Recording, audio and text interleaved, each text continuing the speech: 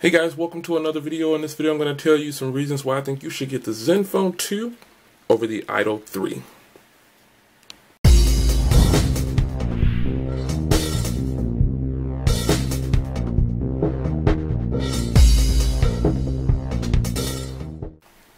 Okay guys, in this video I'm going to tell you some reasons why I think you should get the ZenFone 2 over the Onetouch Idol 3. So jumping right in, I'm going to tell you the battery. The battery on the ZenFone can be much better optimized than the Idol 3 because they give you those choices right in the settings. They have a power saving mode or a power management mode. And you go down here to this power management mode and you've got all these different ways that you can actually choose how your phone is going to perform. This is nice. There are no options like that on here. If you want something like that, you're probably going to have to root it, or not even root it, just go into the App Store and then download an application, and it'll probably give you some ways to do it, but not very many compared to out of the box for the ZenFone. So, next is speed and performance. The ZenFone flies. This thing flies. I have not had one hiccup, one stutter so far. I've got the same applications loaded on both.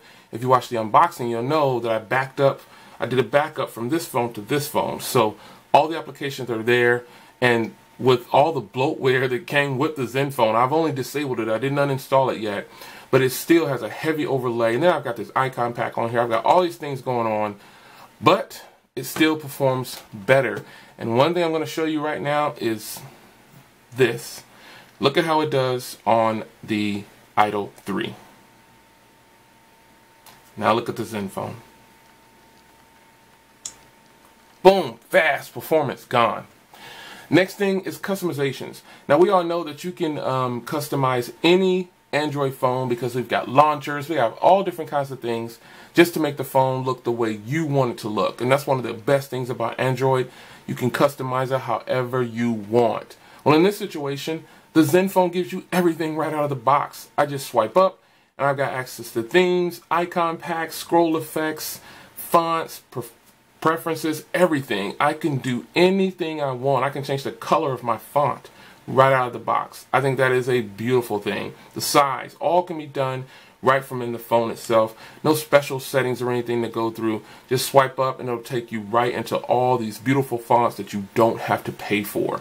That is a huge plus. Now I can go ahead and customize this phone right here, but the fact is I got to go get the items and add more applications to my device, and you might not want to do that because you're going to be using up more memory for more programs. So customizations right out of the box, the ZenFone is a win-win.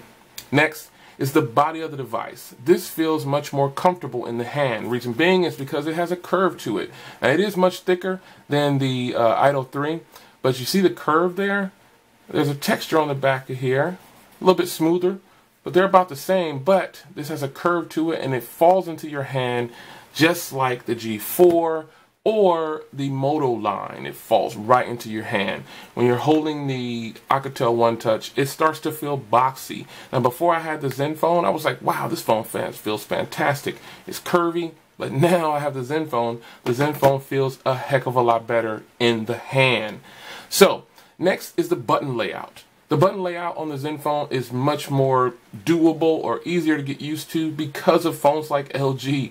They kind of took their design a little bit with the volume rockers, but the power button's up top.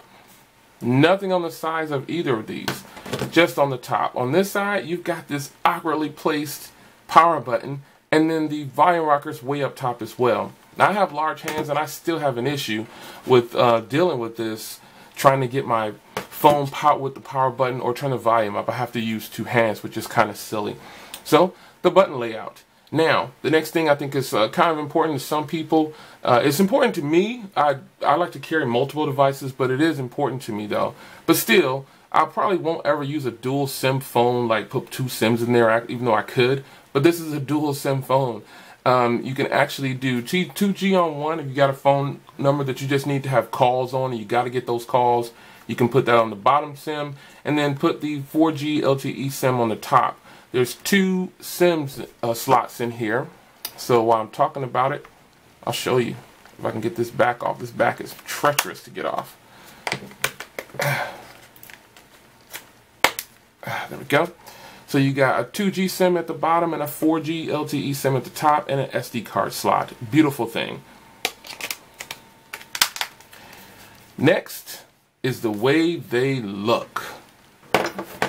I think the Idol 3 is a beautiful looking device, but when it's next to the Intel inside ZenFone, the Asus ZenFone 2 looks extremely nice. This is their nice black. It also comes in multiple colors: red, gold, black, and silver.